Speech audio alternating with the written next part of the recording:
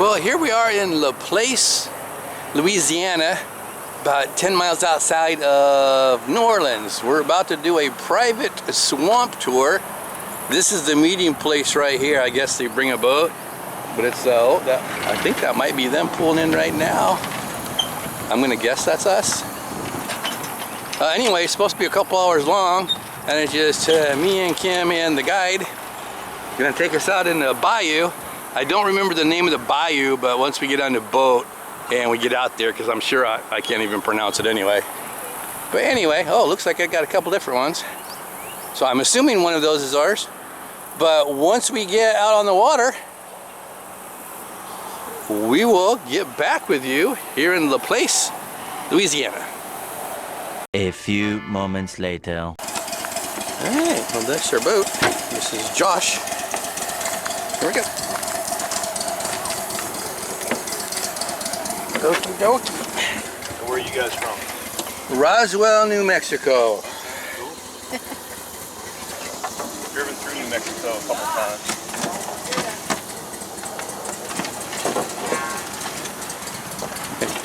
There's a mom and your two kids going out on a private one.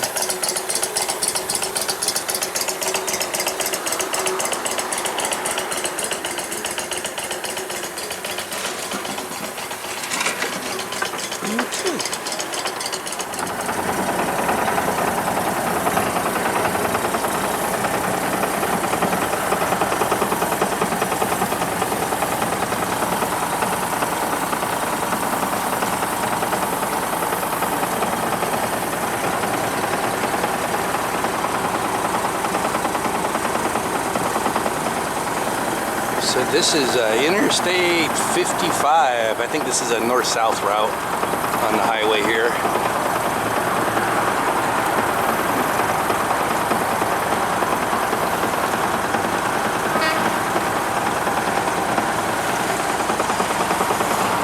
Yeah, boat over there. Looks like a song. Yeah.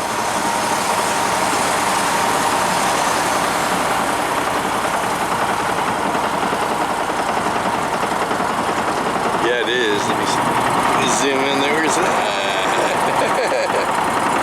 Oopsie daisy. Oh.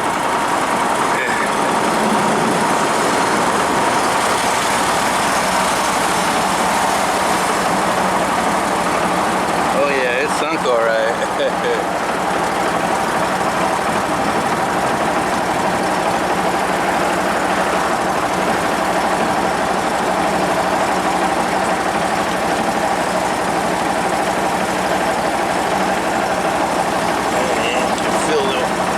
Temperature on the neck. I think I'm gonna be glad I brought my little hoodie thing, my sun shirt. Of course, clouds are gonna come out. It's just right now the sun is out of one. When we got out of the vehicle, it was 93 degrees and it was 97% humidity.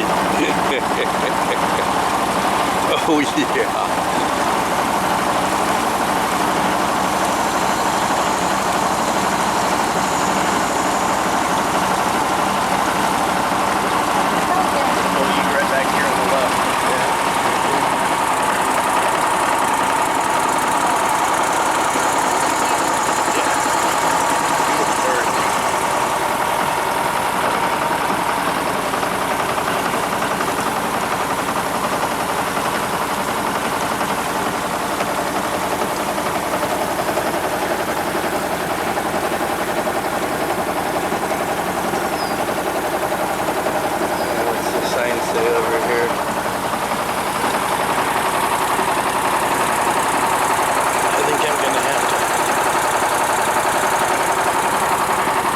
I can't zoom in because I can't see what I'm zooming in on. Yeah, you want to get my glasses out of there because I can't see. Where they are. I think they're in the top. Yeah. Open them up, please. I tried to zoom in on that sign. I couldn't even see the sign. Oh, these things are filthy. Where's the... Oh, it's okay. have it. Put it in here. I didn't take it from you. Oh, I think I threw it back in the glove box. I mean, I have one in there, but it's no big deal.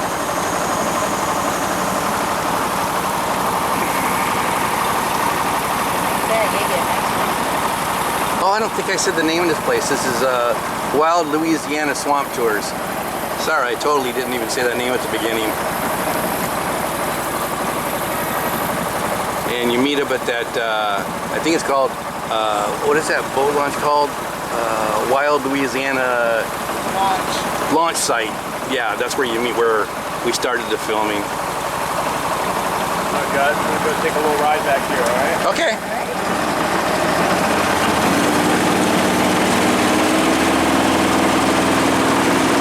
I'm not sure, but it looked like that was a V-twin Briggs & Stratton engine. Oh, and that doesn't sound good. Did you hear it bog?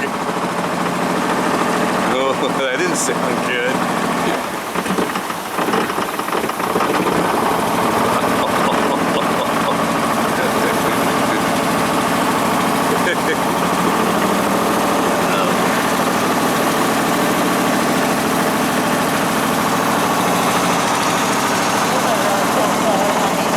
Oh, they're right here in this tree too. That's a trumpet vine. Trumpet vine? Trumpet vine, yeah.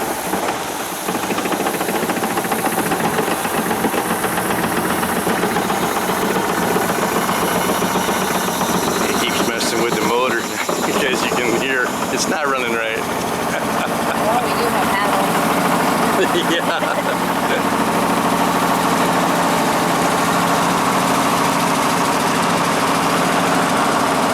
That looks like a turtle back there.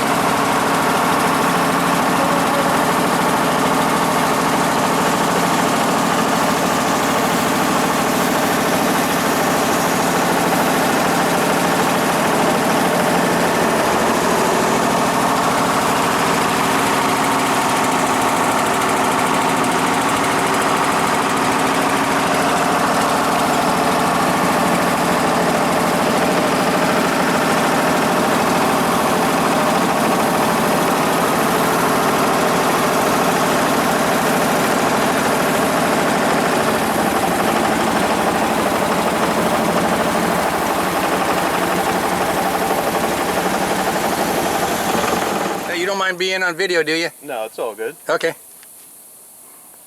Tuck off right here, get a little shade.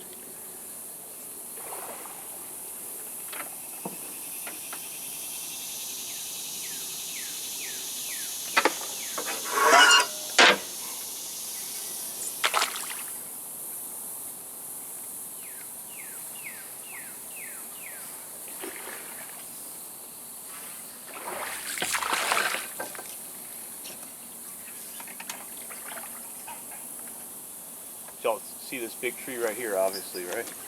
Yes. That's the bald cypress tree. Those trees can live over 1,000 years. Holy cow. This tree is probably about 200 or 300. And if you look halfway up, you're going to see that little hole, the woodpecker nest. Yeah. And the reason they picked this tree is because it's hollow. So they logged the cypress swamp in the late 1800s, early 1900s, because the cypress is a really good building wood. You can see it grows in the water. Uh-huh. Once they discovered that, they really went to town harvesting the cypress in the swamp. Now the trees that were hollow though, like this one, they left behind. So most of your old cypress you're going to see in Louisiana, old growth, Yeah. meaning that it was never cut down, almost all of it's hollow because it wasn't good lumber. But what it is good for is wildlife. Woodpeckers, owls, eagles, even a big cypress, the Louisiana black bear will nest inside the hollowed out trunk. Now let me tell you all a little history about where we're at today. They call this swamp the Manchac Swamp. Say that word again. Manchac. M-A-N-C-H-A-C. Yeah, that's the word I saw I couldn't pronounce. I'm like, I don't know how you say. Okay. This is a Manchac Swamp? Yes, sir. Manchac Swamp. Okay. The word Manchac is what the natives called it. The natives lived here for centuries, And if you translate that to English, what it means is back door. So this swamp was a backdoor trade route to the Mississippi River. The Native Americans had been using it, for a long time to trade and get to the river. Well, what happened was when the French showed up, late 1600s, Iberville and Bienville, they were two French brothers, and they're the ones who settled New Orleans. And what they did was they came along the Gulf Coast from Florida, Mississippi, and everything, and they went south and they found the mouth of the Mississippi River. When they wound their way up the river, they hit the crescent in the river. They call New Orleans the Crescent City. And that crescent in the river right there built up a high spot. So when you're in the French Quarter, you're about 12 feet above sea level. And that's because that bend in the river piled up the mud. So anyway, that's where they picked out to settle. But the problem was when they came back the next year, the route they took up the river had changed. Before we had levees and everything, the river, when you get to the mouth of the river, it's not just one channel, it's numerous channels, and they're always changing, filling in with mud and new plants growing. So anyway, they had to backtrack, and what they discovered was you can get into Lake Pontchartrain from the Gulf. That big body of water there, Lake Pontchartrain? Yep. It's really not a lake, it's a bay that connects to the Gulf. So they came into the lake. So it's actually not a lake, so it's actually seawater? It's, they call Salt it water, I mean? brackish water. Okay, gotcha. Which means, a combination of salt and fresh. Okay. It's a shallow lake, it's only about 12 feet deep. But anyway, they crossed the lake and they hit Manchac. And they traded with the Native Americans and they befriended them. And the natives showed them the back door to the river. They came through the lake, through the swamp, and hit the Mississippi River right south of Baton Rouge. Okay. So it was a back door, but it was also a shortcut. Well, over the years, they eventually started to channelize the Mississippi, and then Manchac became the pirate route. So our famous pirate is Jean Lafitte. Oh. You might have heard his name around. Yes. There's a place named after him, Lafitte's Blacksmith Shop. It's the oldest bar in New Orleans. But anyway, he would take Manchac to trade tobacco and other things because he wouldn't have to go through New Orleans and he wouldn't be taxed on his goods. So after, after they started to expand the river and everything, this became like a secret pirate route. Well, this swamp is vast. From where we're sitting, you could drive 50 miles west the way we're facing and not see, a road. Okay. Well, this little area we're in today, they call Shellbank Bayou. And that refers to what I mentioned earlier, the shell mound, Native American shell mound, right at the entryway. That was like a little civilization there. And that's why they call this bayou Shellbank Bayou. Now here's a dumb question right here. Like we're looking right here, right? Is there land there, or is it like this swampy all the way through, like a mangrove type thing? There is land, but it's very soft. Okay. So it's not like you would walk on top of it. You would be going waist deep type, walking through it, trying to walk. It would be treacherous, yeah. Okay. You're sinking to your waist in mud. Yeah. Okay. A lot of vegetation. Just checking, because this is what we've seen on TV. We've never actually been to a swamp. Right. No, I understand. Now, in the wintertime, though, if you do want to walk in the swamp, all the vegetation up here will get cold enough to where the greenery dies back, and the water levels drop a little bit, which dries out the land. Okay. Yeah. Okay. Now, so you can walk back there in the swamp, but it is still very wet and soft. Right. So you're gonna, it's not like taking a trail, Yeah. Now all this grass here, this wavy grass, you can see right here, that little top sticking up, that little fluffy top. Yep. Yeah. That's actually a wild rice. It's one of the main food sources for the natives. Really? Swamp rice. Oh, okay. And I'll show y'all some more edible things that they would eat.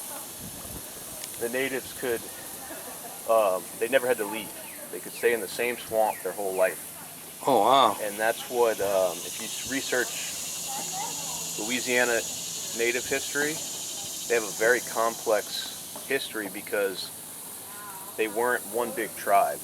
Each swamp had its own tribe, and they had different dialects and things like that. Yeah, that's normal throughout the states with them. Gotcha. There's a million tribes all over. Yeah. In the same pieces. It's like, hey, this is our spot, this is our spot. Right. And most of them were friendly. There was a famous tribe called the Attakapas, and they were man-eaters.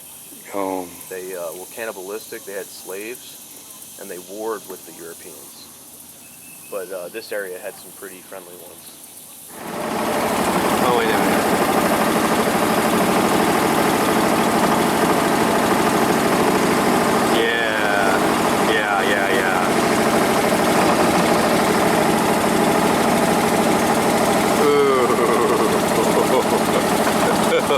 Yuck.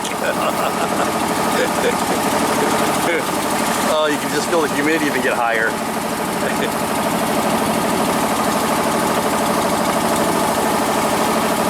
Oh my God. There could be a gator right next to you and you wouldn't even see it. He just jumps up. Yeah, I want an arm. Tasty. Oh yeah, this is more what I was Thinking. Yeah.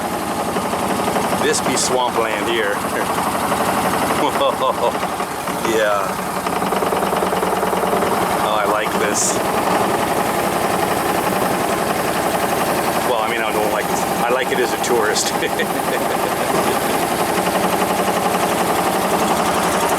Yeah.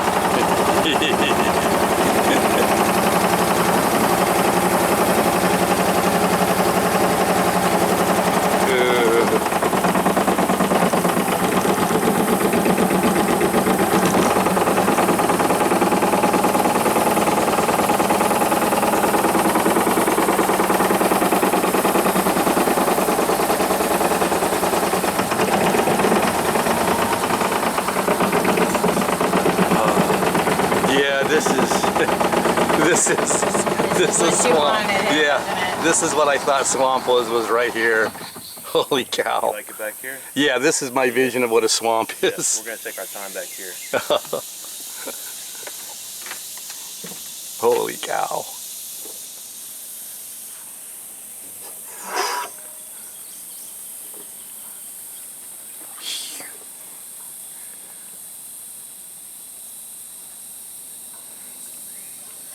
So your main trees in the swamp are the cypress trees. Yep. And the ones with the cypress, you can tell with these stumps sticking up. Yeah. We call those the cypress knees. And what it is the root system of the cypress. Okay. The reason for that, because we were talking about like that soft swamp mud, Yeah. a normal tree that's got just a circular root system will fall right over, especially during a storm. So those roots, they don't go super deep, but what they do is they go way far out, away from the tree. And they also mix together with the other cypress trees. So they're almost like, y'all have aspen trees out west. Yeah, how all the root system hooks together. It almost is like that, where it's like one organism. Okay, yeah. And they can share nutrients, kind of like the aspens do.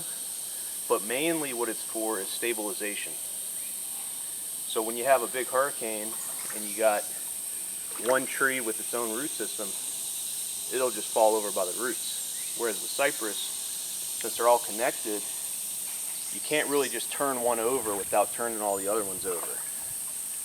So it locks them in that mud.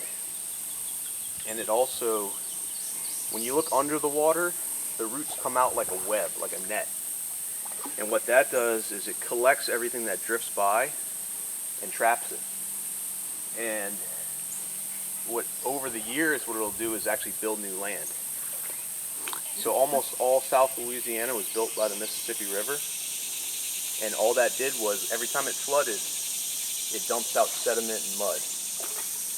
Well, the only way it'll stay there is if something holds it in place, you know? So the cypress trees, that was the green tree frog. Just made that sound.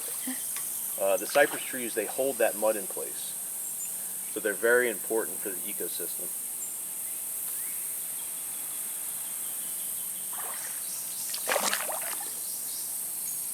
Now also you can tell right here, if you look to your left, there's a small tree growing off the side of that cypress. Yes. That's called a swamp maple. And once you start to look around more, almost all of your smaller trees, we have a few swamp maples, buttonbush, wax myrtle, almost all of them use the cypress knees and even the trunk of the tree as a place to grow. Because it's got all the sediment and dirt and stuff in there. Exactly, and it keeps them out of the water a little bit, keeps them a little bit drier. Now let me show you this plant right here. This little palm right here. Uh-huh. Yes. This is called a dwarf palmetto. And it's doing the same thing, it's growing out of the cypress roots. But this plant here was one of the most useful plants in the swamp. The natives, they built their houses, they had little huts. They would use these palm fronds as like the walls and the roof. Yeah. Like a teepee hut almost. Right. And then also, this little stump that these palms are growing out of, if you cut down to the center of that, there's a white, fleshy interior. You can eat that. You can eat it. It's basically heart of palm. So this is one of the most useful plants for people that lived in the swamp. They don't turn into a full palm tree. They call them dwarf palmetto. They'll get about 10 feet tall at most. Wow. Now I heard that swamps, because it's not really flowing water, I guess they get stinky and smelly? They can, yeah. Okay. And then right now the water's pretty good level. It's kind of high, right? Yeah. Yeah. When the water drops, all that mud gets exposed. And you can That's where smell that smell's really coming. Kind of like low tide in the oceen. it. Exactly. Okay. Look, guys, a little alligator back here. What? If you look on the bank, there's a log laying down. Yeah. Oh, I see it. I see it. Let me see if I can find it on the camera. Yeah. Do you see that log right there? Yeah. He's on top of that log. Shit, my glasses. I think I got him. Try to get him a little bit closer to you. Do you see it here? Do you see that log right there? Yes. He's on top of it. Yep, I now see his face. I think I grabbed the wrong power glasses because I still can't see shit. I think he's in here somewhere, guys. Yeah, he's in there. He's laying on that log. His No. head. Yeah, I can see him. I'm just saying with my glasses Oh, okay. on the screen. Yeah, there he is. There's right a there. baby, there's a mama. Yeah, that's a good point. Where's the So big? this guy or gal, one of the ways you can tell their age is their length. So I would guess he's close to 3 feet long with his tail, and I would put him about 3 years old. Now that works about a foot per year. That works up until about 8 feet, and then they're pretty much like fully adult, and their growth rate slows down. And a maxed out full-grown alligator is going to be about 14 feet. And their back will be as wide as this boat when they get that big. Oh shit. He's coming up for us. Yeah, you can back him now. Oh, he's not gonna hurt you. Oh, shut up! It's not a puppy. Yeah, and like this one's old enough now to where it's probably not by a mother. When they're first born, they're tiny. Yeah. We saw those in the Everglades. Yep. Just those little dudes. A few inches long. Yeah. And the mother protects them because pretty much anything will eat them. See his little bitty eyes sticking out.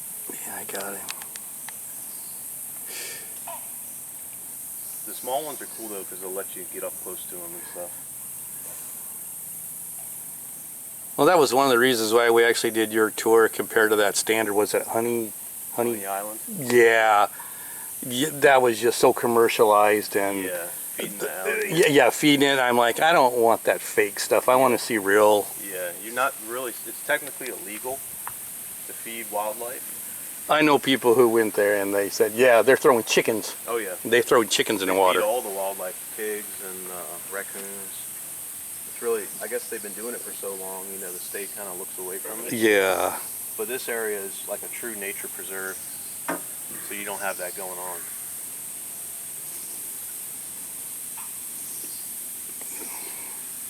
Oh, I think I see some kayaks or something going over there. Oh, ain't no way in hell I'm kayaking through this shit. Yeah, here they come. Let me show you one other thing right here.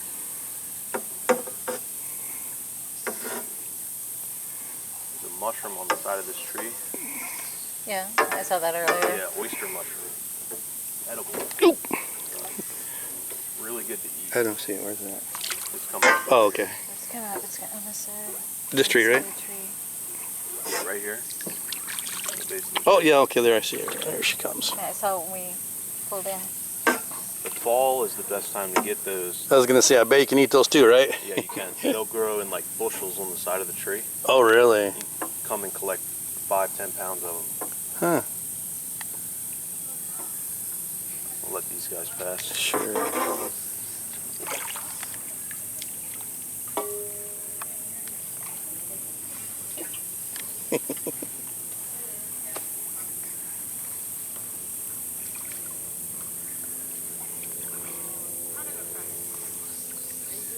Hello.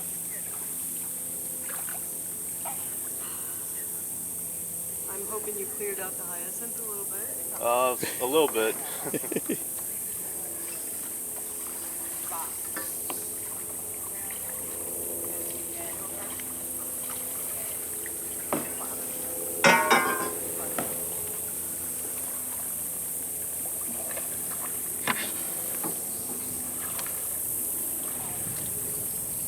Hello.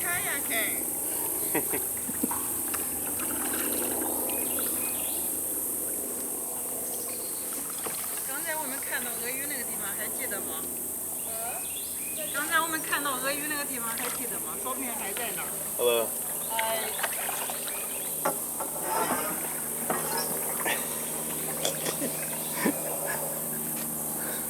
It took me a minute there.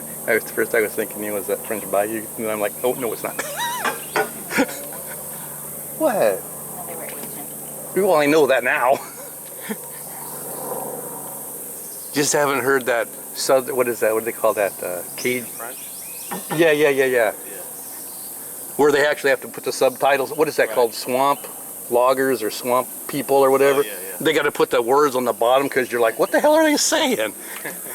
So at first that's what I thought I was hearing, and then I went, oh, wait a minute, that's not. Yeah, you're starting to get into, so Cajun, that's basically a Canadian mixed with a Native American down here. They were exiled from France. When they moved to New Orleans, they didn't let them in New Orleans either, French people in Canada.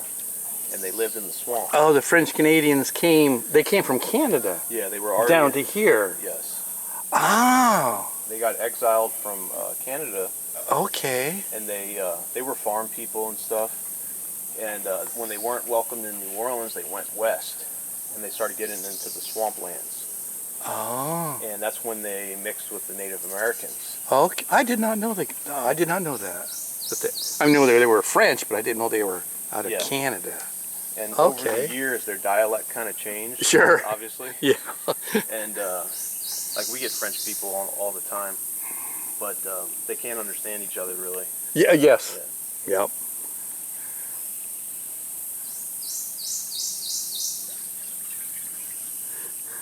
It's kind of like if you go to England and say, "Can't you speak English?" They're like, I am speaking English. What are you speaking? Right.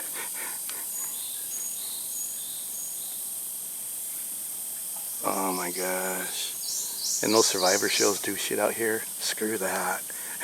Yeah, they a while back a show approached me. They had a show, survival show, where you're chained to another person. Okay. They wanted to do an episode in the swamp. I said, no, it's okay. I'll go out in the swamp by myself, but I'm not going to be chained to somebody else. Did they ever make that episode? I Or? don't know. I never followed up on it if the show actually came out or not. Right. Well, we used to watch a lot of the survival crap until Bear Grylls kind of found out how really fake it was, and we're like, we're done with it. Because, Yeah. I mean, that guy staying in hotels at night, it's like, come on, man. Right. So if that's fake, They're pretty fly- much. They're flying them in and Right. shooting the episode, going back to the hotel. Right. And then they show him in the morning when they took him back, and he's like, oh boy, that was a rough night. Yeah, I think we're done with your little survival shows.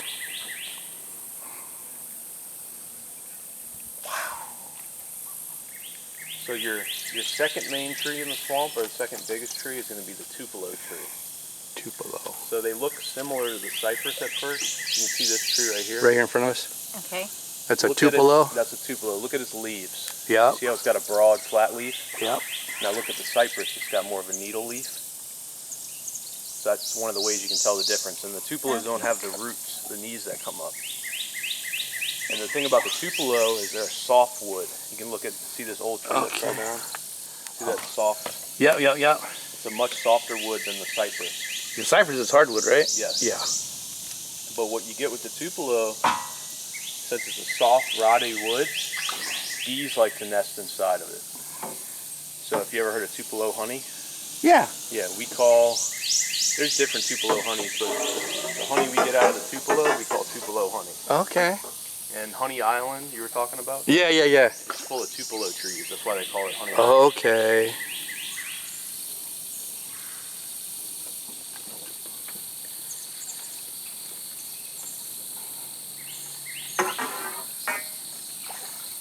At first I thought it might have been a bird, but it's just the leaves up on the very top of it. Oh, yeah, that red up there. Mm-hmm.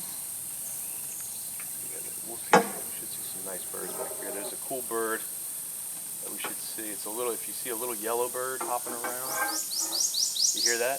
Yeah. That's called a perthornary warbler. We call him a swamp canary. It's a beautiful yellow little bird.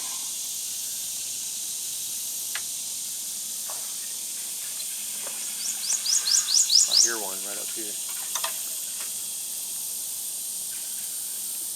Whoa. Hit my Yeah. log. Little bump.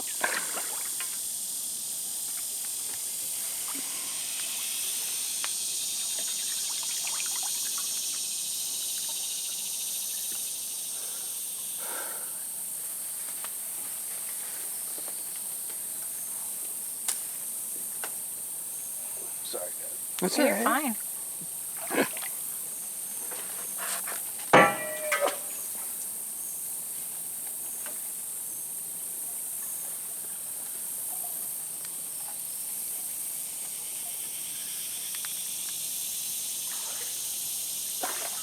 So quiet.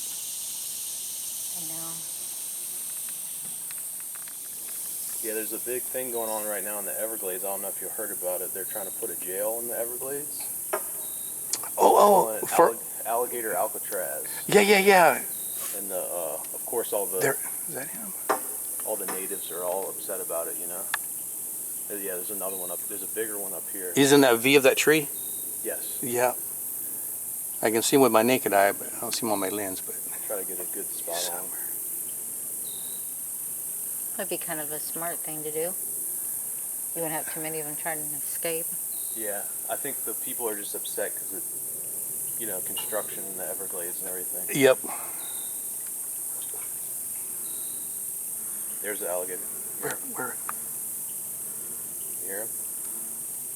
That's that sound you're talking about. Oh.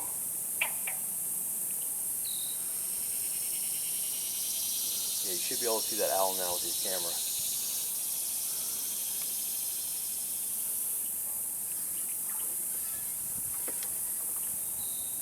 Oh yeah, yeah, yeah, yeah, yeah. I got it. See if I can zoom in. Black spot. Yeah, there it is. Oh, he even got closer for us. I grabbed the wrong power lenses. I think these are little baby 1 powers. Dang it.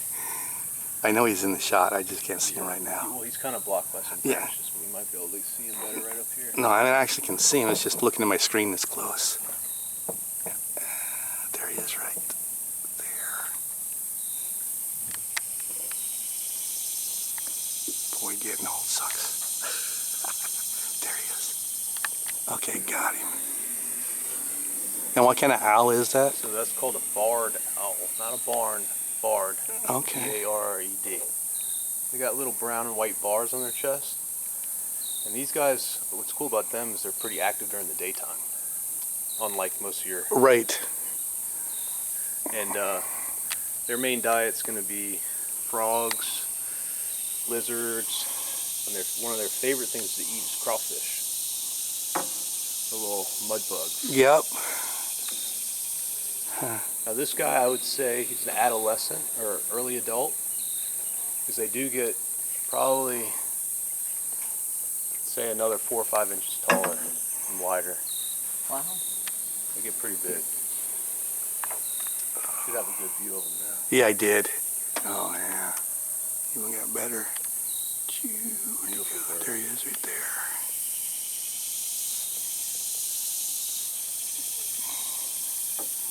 Barred owl.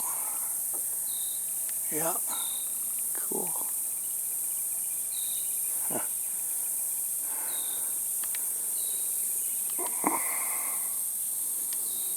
Whew. Boy, the shade is nice. Yeah. Still humid back here. Yeah, it is. Of course, anything's humid to us coming from the desert. While we got this nice little spot picked out, let me tell you all a little haunted ghost story. Ooh. Like those. So, y'all ever heard of voodoo, right? Voodoo? Yes. Oh, yeah. Well, there was a lady by the name of Julia Brown, and she was a voodoo queen. And there's a town, the road you came in on your way back to I-10, there's a road, and you take a left and it goes to Lake Pontchartrain. There's a little town there called Fernier. It's an old logging town from the 1800s. Well, Julia Brown, she lived in that town and she was a voodoo queen. So the thing about voodoo is there's good voodoo and then there's bad voodoo. And for the most part, Julia practiced good voodoo, and that's like medicine and stuff. So the townspeople would go to her to get spells of healing and things like that. Now what happened was, around the turn of the 1900s, the logging era was at its peak, and they were really cutting down a lot of cypress. The thing about Julia was, she drew her inspiration for voodoo from the swamp. She loved nature. So she'd go out into the cypress and she would practice her voodoo. And it's really kind of almost like a religion, the voodoo is. So they have, you know, deities and stuff. But anyway, she would do her practice in the swamp. So what happened was, she started to see the devastation that the logging was doing. You know, she saw them cutting down all these big portions of swamp, and she became angered by that. So she went from good voodoo to bad voodoo. And she started putting voodoo hexes on the loggers. Mm-hmm. So voodoo hex, like you take a voodoo doll, and you stick a pin in it. Yep, yeah, And yeah. you're trying to wish bad things on certain people. So she did that, and they'd go to cut cypress, and unexplained things would happen. You know, a tree would fall on them, they'd get eaten by an alligator, and it was all because of Julia's voodoo hex. So of course, being a small town, they caught wind of what was going on, and they decided to put an end to it. So they chained Julia Brown to her porch for about a week, leading up to the day for her to be hung in town square to pay for her voodoo. Well, for that week when she was on her porch, whenever the swampers would pass, she'd tell them, when I leave, I'm taking all y'all with me. So what she did was she put a giant voodoo spell on the entire town. Well, the day of her hanging came, and it wasn't a few days after they buried her, a giant hurricane hit. And all the loggers, they went to the train depot where they shipped the lumber back and forth, and the hurricane collapsed it on top of them. Only a handful of survivors got out on a rail cart before it collapsed. So they say that her voodoo spell came true, and she took the whole town with her when she died. And that was a true story. It happened in 1909. And what's interesting is, because of that tragedy, a lot of the logging companies pulled out of this area. So they say, you know, in a way, it was bad voodoo because she destroyed the town, but it was good voodoo because she protected the swamp. So this area of the swamp we're in today, it's basically been regrowing since that date. So this was all pretty much logged out at that time? Exactly, yeah. Wow.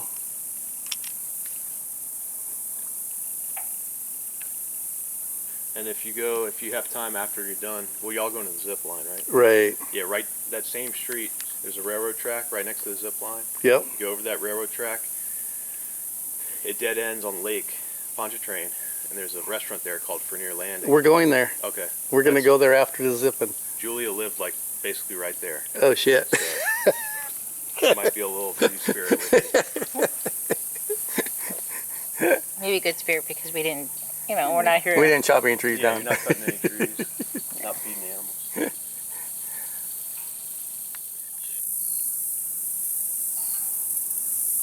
Now, speaking of edible plants, there's a few more over here. There's two different varieties. There's this plant here. See, this looks like an elephant ear, arrow shape. Yep. Yes. And then there's this taller, skinny one. See that? Yep. Yes.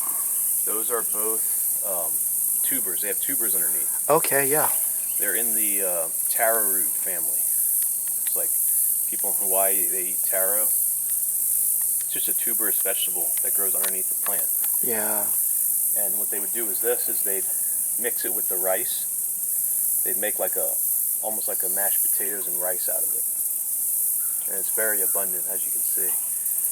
So it was a great food source. Now see these skinny shoots shooting up? Yep. Yes. That's, if you come in the springtime, that's the wild iris. So it makes a beautiful bluish purple flower in around end of April, early May. The wild iris blooming back here.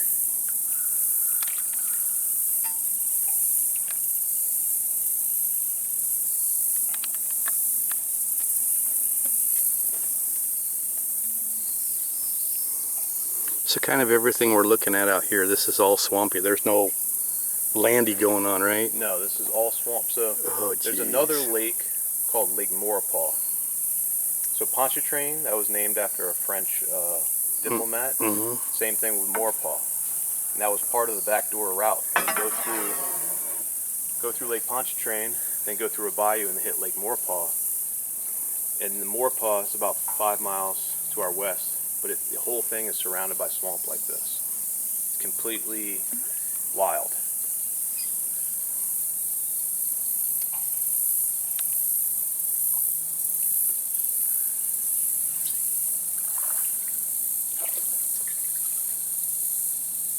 That looks like a cedar. Yeah, it's a cypress. They're in the cedar family. Oh, is it? Because Yeah. the bark looks kind of Yeah, cedarish. kinda reddish. Yeah. Some of them, they have ones they call the red cypress. There's a variety of them that have a really red wood. Okay. They were really sought after.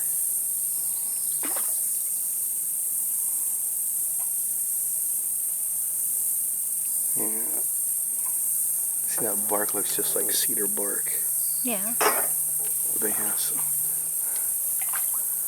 But then you get down here, you can kind of tell it. Yeah, they're very similar to a cedar. You know, it's not a great firewood. It's really smoky and, you know, but it's a great building material. Which is same as cedar. Same as cedar. Well, cedar's a really good fire starter. Right, but you don't want to. Right. Yeah.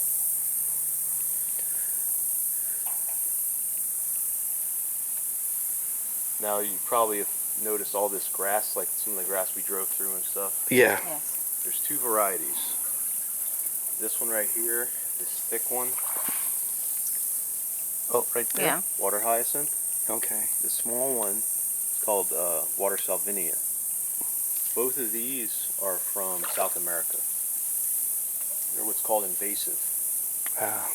Now, you can see pictures of Louisiana and they do have a green on the water, but it's a plant called duckweed, which is native. And that's kind of mixed in with here. It's hard to see it because it's so small, like right here. These little, really tiny little confetti looking pieces. That's the duckweed, which is native. And it's more of a film. It doesn't really clog the waterway. Whereas the ones from South America, they clog, so it can clog a whole bayou. Kind of like where we drove through that grass. Yeah. They got here on the bottom of boats. Yeah. It wasn't until like the mid-90s that they really started taking over. There's your afternoon. Yeah, I heard that little thunder in the distance. There's that egret again up ahead in the grass there. Oh, got him. I need my glasses. Got it.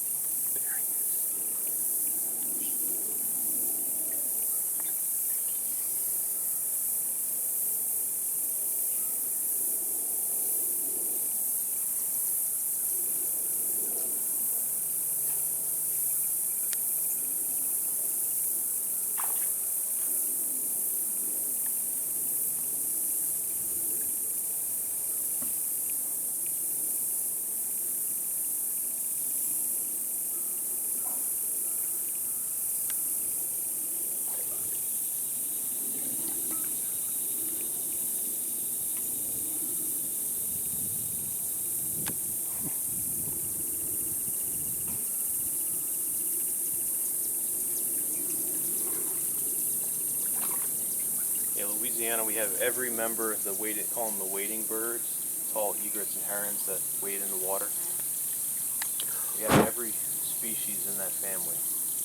There's a bunch of little, you might see some smaller ones they call green herons and little blue herons.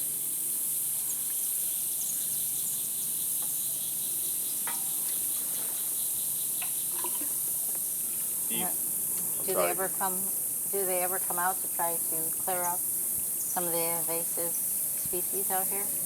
They're starting to talk about it now. The people that manage this area, it's called Wildlife and Fisheries. And we finally, it took a while, but we finally created like a permitting system for all the guides back here. And they're supposed to start using some of that money to try to get the invasives back, you know. But we'll come out here on our off days in the boat, and you can kind of, what I like to do is you can run through that grass a bunch with the motor and kind of chop it up, and then the tide will drift it out and kind of clear the waterway out naturally. So sometimes we'll do that on our own, you know, because once it gets too thick, the kayakers can't get through it. Yeah.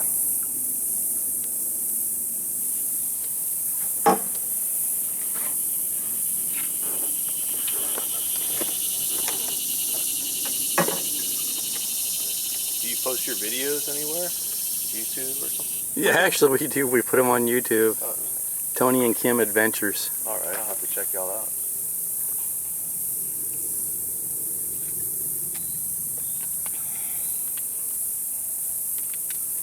We actually just started doing the channel for her family. Okay. Because her family's back in Iowa. So we always told them about all the stuff we did. And they're like, send us pictures. And we're like, oh, we've been doing videos. And of course videos are too long to, like email or something. Right. So they said, well, put it on YouTube. I'm like, how the hell do you do that? So I just kind of played with it and just kind of started putting the stuff on there just for the family to see the stuff. And then people just started watching some of it. Nice. Y'all been doing it for a while now, or? Only like about a year and a half. Okay. We don't have a huge following, but we don't do it for that. Yeah, you just do it for fun. Right. We got like, 138,000 views, I think. Nice. But like I said, we just did it kind of for family, and then some people like to watch it, and so we're like, hey, cool, that's all right with us. Oh, I'll watch that type of stuff. Just people going to different areas, you know. We have a lot of zip lining on there, go-karts, just a variety of things. Yeah, like when we did the Everglades, we filmed that whole thing. Nice. And then it also gives a shout out because we put the name of the company and everything else on there. No, that's awesome.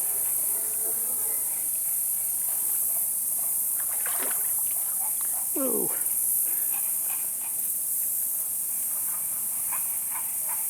Bunch of frogs back there. They're having a heyday. At nighttime, the swamp really comes alive. Yeah. With the reptiles and everything. Yeah. Frogs. No, thank you. Insects.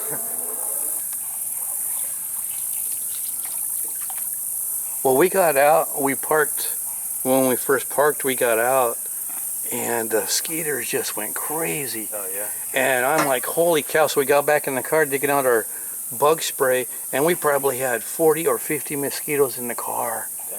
I was like, holy cow, I think we need to move the car.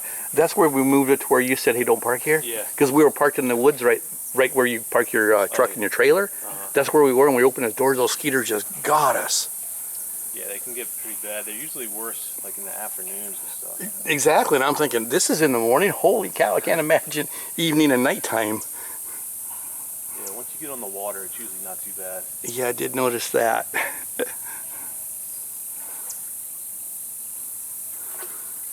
Let's see, there's a nest up here of a little bird. I'm going to see if the bird's home. It's called a night heron. Kind of like the egret, but it's a little bit shorter. Oh, the nest is up there. No? It's coming up here. Oh, that almost looks like That is another nest, though. Yeah. That might be a squirrel nest, though.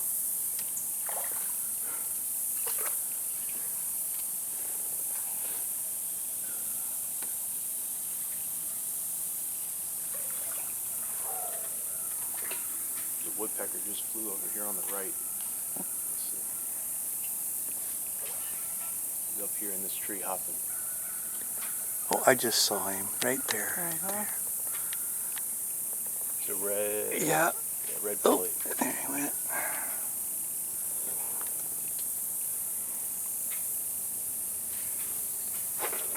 So how deep is this, like where we're at right now? It's only about a foot or two. About a foot or two.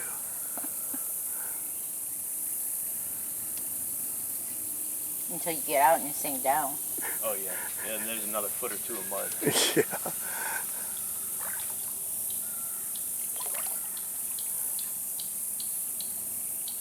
That's a different frog. It's called a bronze frog. That Makes clicking? that click sound.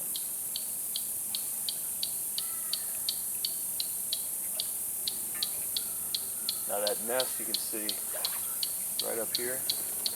Yes. Yeah. It's called a night. That's a yellow-crowned night heron nest. The other day they had some chicks in there, but I don't see them.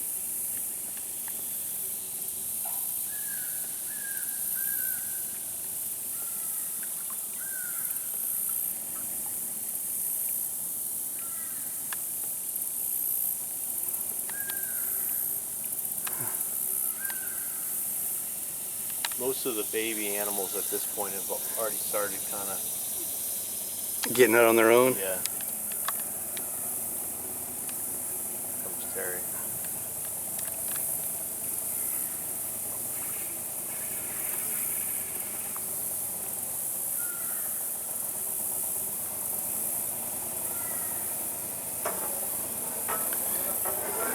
That's that mom and the two kids tour that we saw at the launch site.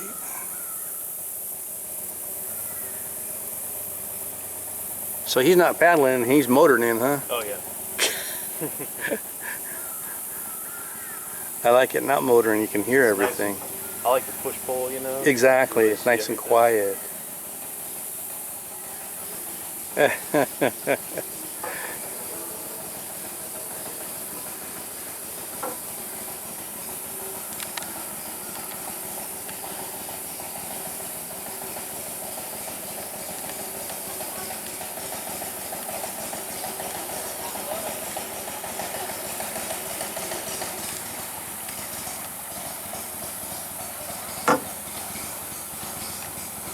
Chugga, chugga, chugga.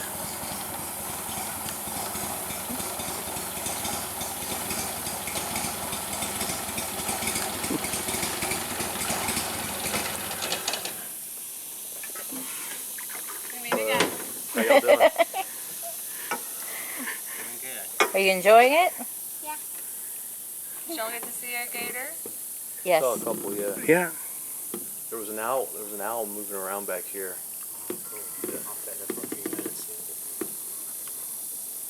Yeah, Vanguard V-twin. I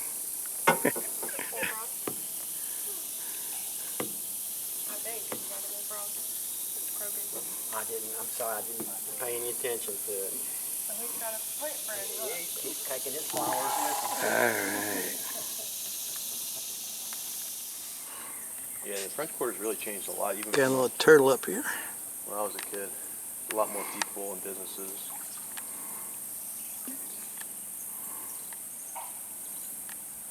That's a little red-eared sliding turtle. They slide off the logs. We do have the snapping turtles, like the alligator snapping turtle, Yep. but they're going to spend most of their time underwater, so you're not going to see them up on logs.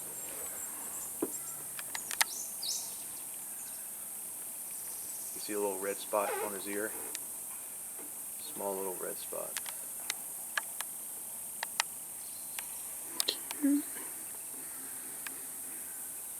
Here's that gator in the background. Gator's going nuts.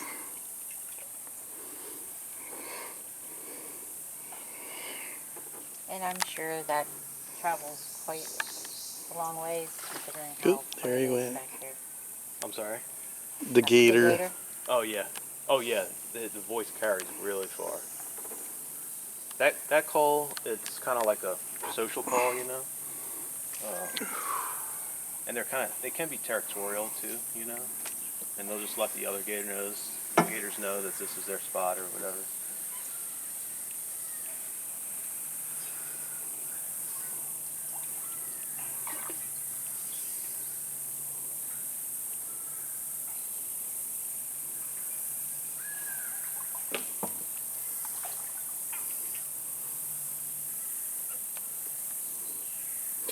am so glad we didn't get rained out this time. Yeah, it's actually not a bad day. I mean, it's hot obviously, but a little breeze.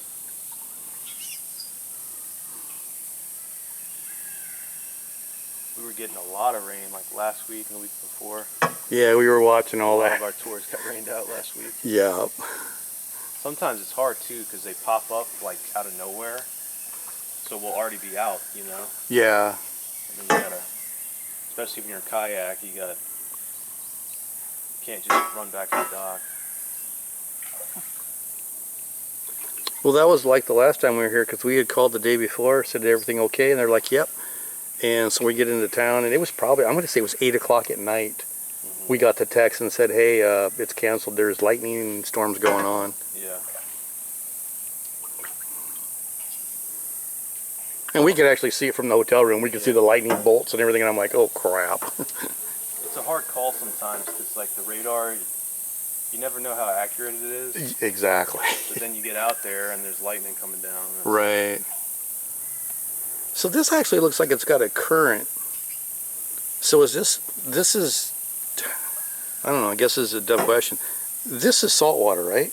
No, so No. that is a good question. Because I was thinking it was like the tidal. Right, no, so it's kind of, this swamp is an interesting spot. So swamps, cypress swamps are freshwater ecosystems. But being that this swamp is connected to Lake Pontchartrain, which is connected to the Gulf, there's a tide. Okay. It's a very subtle tide, not more than about 6 inches to a foot. Okay. And salt can get back here, but only during like heavy wind and storms and stuff, because it's really, the ecosystem does not like salt back here. Yeah, right, okay. You know, but generally speaking, like this tide is natural right now, and there's no salt back here right now. Okay, because you can see everything just kind of... Yep, it's trying to drift in out. Right. Yeah, it's a very small tide. So is it right now flowing towards that Lake Pontchartrain? Yes, it's flowing out right now. Okay. Towards the lake. So that bayou where we launched off Yeah. the road, Yeah. there's it connects to the other side of the road. Yep, You saw can that, see it, yep. Yeah, and that connects to the lake. Okay.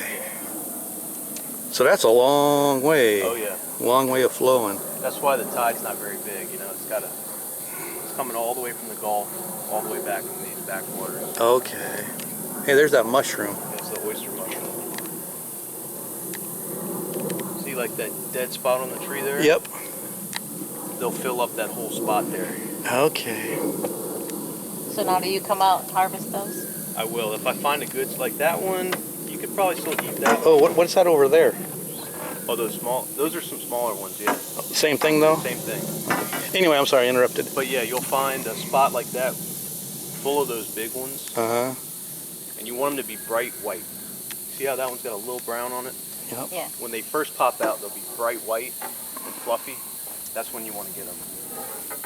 And they have like a steaky kind of texture to them. They're really good with they're good with steak too, but they eat them with like eggs, almost like steak and eggs. Really? Yeah, you Okay. chop them into like strips, like a strip steak or something. Okay. And what the Cajuns call that is champignon. That's French for mushroom, essentially. Okay. It's a champignon. The French, they call the cypress cypriere. That's what the Cajuns call it, cypriere.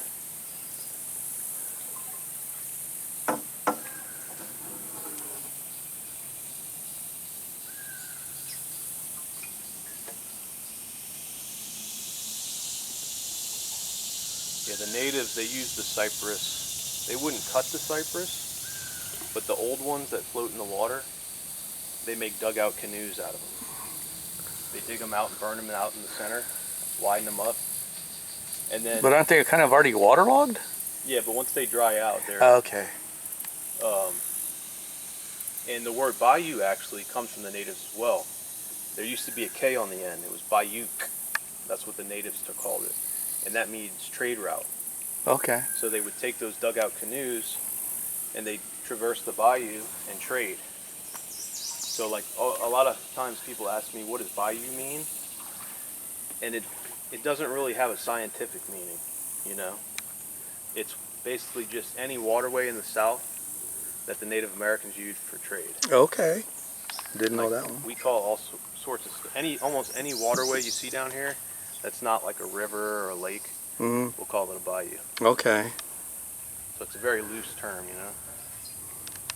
Oh, one other thing I wanted to show you guys. Let's go over here by this tree. Okay. Been looking for one. This is kind of a crazy little thing over here.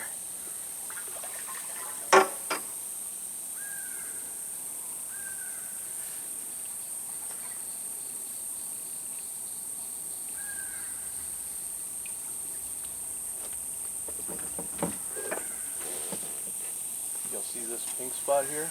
Yes. Yeah. Looks like a piece of bubble gum. Yeah. Those are actually snail eggs, believe it or not. Really? See this shell right here? Yes. Mm-hmm. That's called an apple snail. They'll get bigger than that. They'll get about that big. Those are its eggs.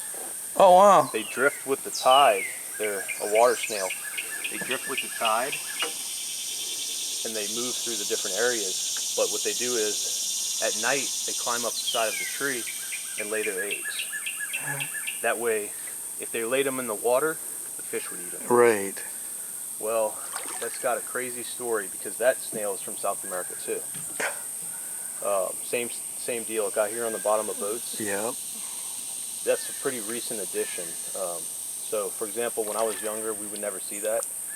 It was about 10, 12 years ago, these things started popping up, and we didn't know what they were at first. So I called a couple of my biologist friends, and they discovered that that snail got here from South America.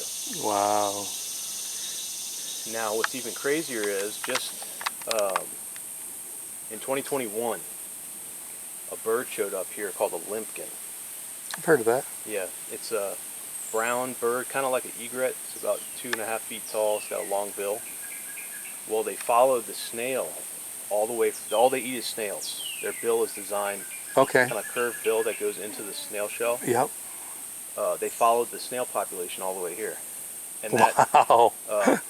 so, for example, that bird, the first ever sighting of that bird in Louisiana was in 2021. Huh. And for a few years there, they were everywhere. Like, we would see them on our tours every day. They'd be all over the banks. But I think now they knocked the snail population back. And we'll hear them sometimes. You'll see them occasionally, but you don't see them nearly as much anymore. You don't see as many of the spots, and you don't see as many of the birds. Like, for a while there, before the bird showed up, every single tree would have a pink spot on it. Wow. Now, did people eat the snails? So you can. There's a lot of Asian populations in New Orleans, and they'll eat the snails. The thing you got to be careful for is these eggs are actually toxic. Mm-hmm. So you don't want to touch or eat the eggs. But if you know how to process the snail properly, Right. the snail itself is edible. And I almost forgot while we're stopped here.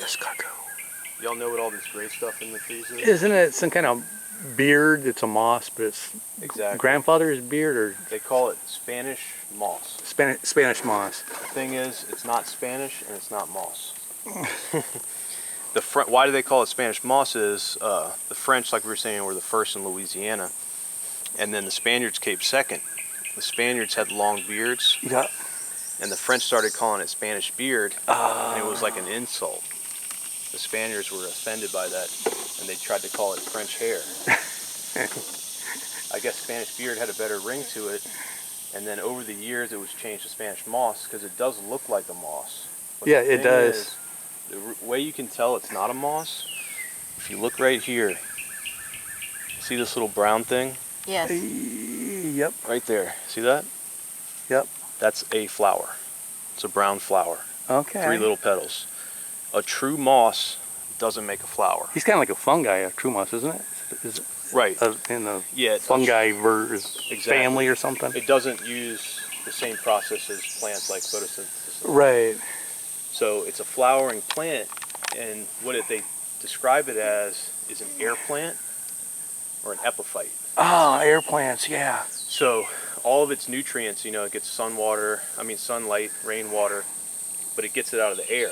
Yeah. It doesn't have roots. Like if you follow this back, there's no root system. It doesn't go to the ground. Yeah. And it doesn't even connect to the tree. So it's not taking any nutrients from the tree. It gets everything it needs out the air. And this flower makes a seed. It's so light it drifts from tree to tree and spreads. Well, besides the cypress logging, the Spanish moss was probably the second biggest industry in Louisiana. What'd they do with it? Insulation. Oh. So remember we were talking about the dwarf palmetto and the tiki huts? Yep. Yep. The inside of those native huts would be lined with moss Okay. as an insulator. So when the French showed up, like, they learned everything from the natives, how to survive. So they said, that's a good idea, and they started putting it in the walls of houses.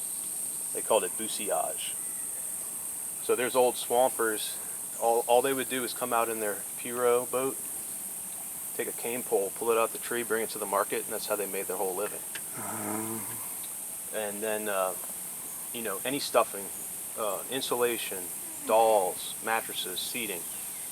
So if you ever heard of "Don't let the bed bugs bite," that old phrase? Yeah. Yes. That came from the moss when they used it in seats and mattresses.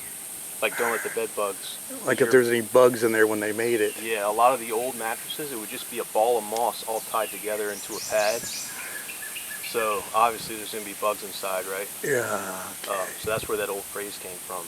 I did not know that one either. And they even put it, the Model T motor vehicle, Yep, first motor yep. vehicle, it had moss in the seats. Oh, okay. Yep. So it was a very big industry for a while. That's I crazy. notice it seems to collect a lot of things inside of it too. Exactly, yeah. It'll collect stuff, and it actually helps the tree, because what it does is all that stuff decomposes, brings nutrients to the bark, and then all the moisture it brings in from the air, it brings to the leaves and stuff. So it'll actually, a lot of people say, is it a parasite? No, it's not a parasite. It actually is like symbiotic. It helps, it lives in harmony with the tree, you know. It's a mutual benefit.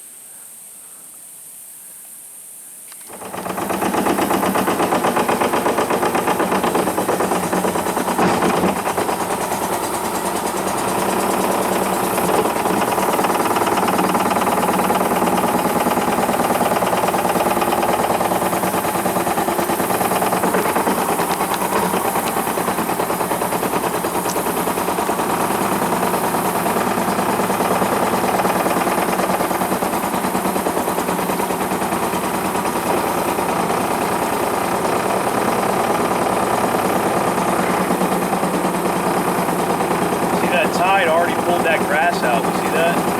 That grass was way up here. Yeah. Came in.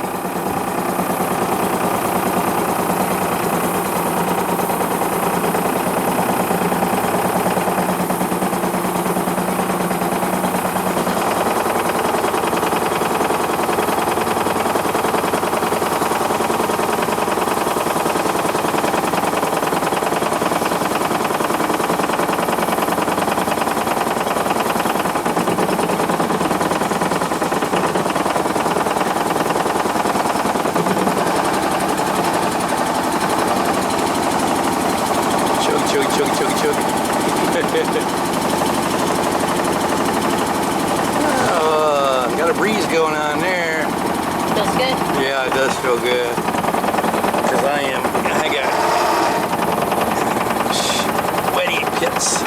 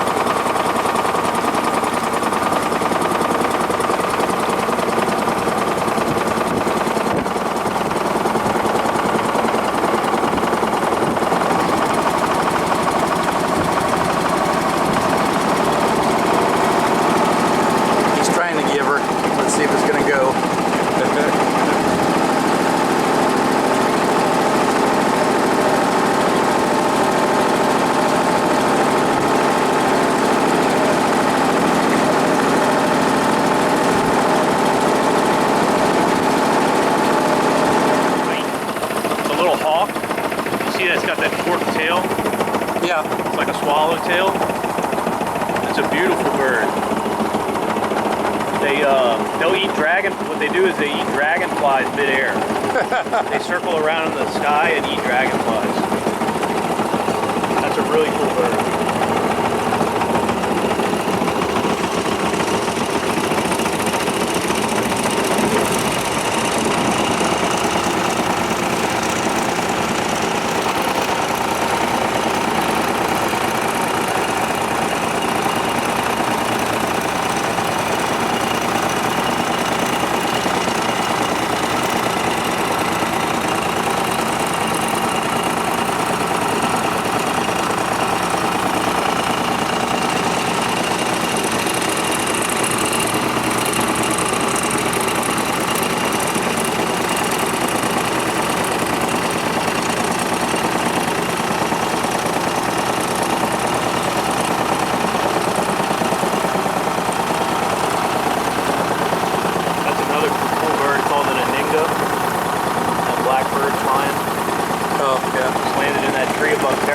Yeah. We call that a snake bird. They hunt fish underwater. So they swim underwater and they'll stick their head up like a telescope, and it looks like a little snake swimming around.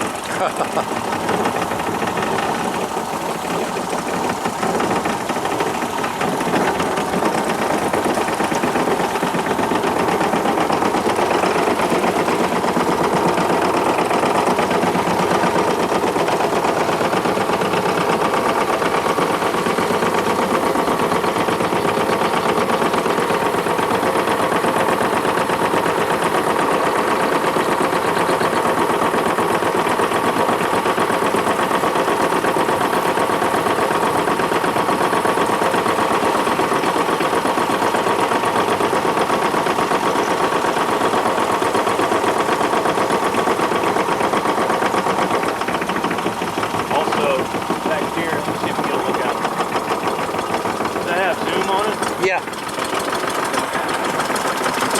There's an osprey. Yeah, I saw it.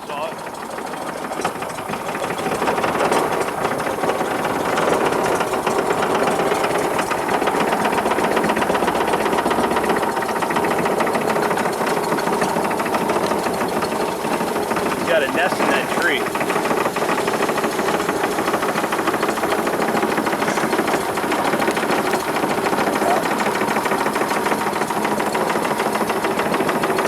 Yeah, they got ospreys where we come from. Get them out west. Yeah.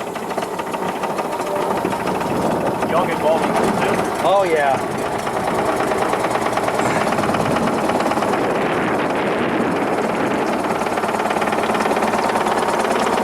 Yeah, they're so common up there that people don't even pay attention to them anymore. Right. And when I say up there, I'm talking Idaho, not New Mexico. Okay, I got you. They don't have them in New Mexico, or? I don't think I've seen one in New Mexico. All right. Not saying that they don't. I haven't seen one. Are y'all near? Y'all ever been to White Sands? Oh yeah, Yeah. We're 2 hours from there. Oh, nice. Yeah, we got a video on that too. Oh, cool. I tried to go there when the pandemic hit. Oh yeah. I did a road trip, but they had the park closed. Yep. Well, if you ever do go back, at the visitor center, you can rent little saucers. Okay. So you can slide down the sand. Oh, you can. Yeah, sled down it. Nice. I think it was like $5 for the day.